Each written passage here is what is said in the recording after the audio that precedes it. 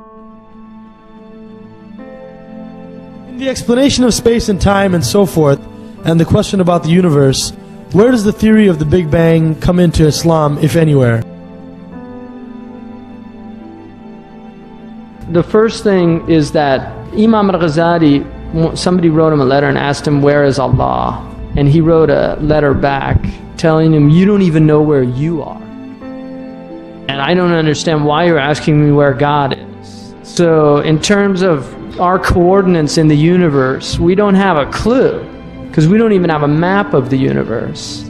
And so it's the height of arrogance to attempt to understand Allah subhanahu wa ta'ala in any other than that we negate any likeness to the creation. Having said that, the time-space Big Bang idea, I mean, the Quran, I think, gives the most brilliant. Allah subhanahu wa ta'ala says, مَا أَشْهَدْتُكُمْ خَلْقَ السَّمَاوَاتِ وَالْأَرْضِ. You know, we didn't show you the creation of the heavens. We didn't even show you your own creation.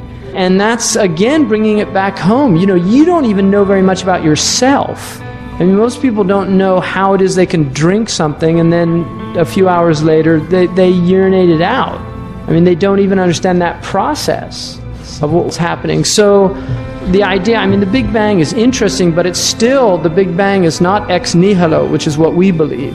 The Big Bang does not say that this all came out of nothing. They don't know what existed at the moment of the Big Bang. I mean, they think it was all this condensed matter. It was a point, and a point is a very mysterious geometrical concept.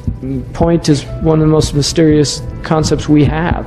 So they don't really know what it was, and that's what Allah says. You weren't there. You didn't see it. You didn't witness it.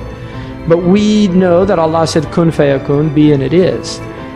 And that's all. And like the Qawm say, you know, نحن بين الكاف والنون. We're between the kaf and the noon. You know, kun. Well, yeah, there's a whole correlation between the stages of the Big Bang. They do have 6 stages in it, which is similar to our understanding in the Quran of the 6 stages of creation, and that is the dominant theory. But I would like to say I am very wary of connecting anything in the Quran with scientific knowledge, and the reason is, one of the things that, I mean, Socrates had the last word on science. He said, how can you consider something knowledge that's always changing? Because the whole point of knowledge is either it's true and absolute or it's not.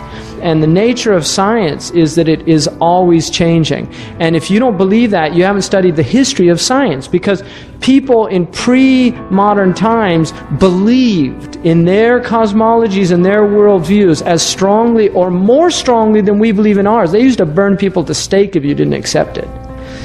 Here they'll just kick you out of the university.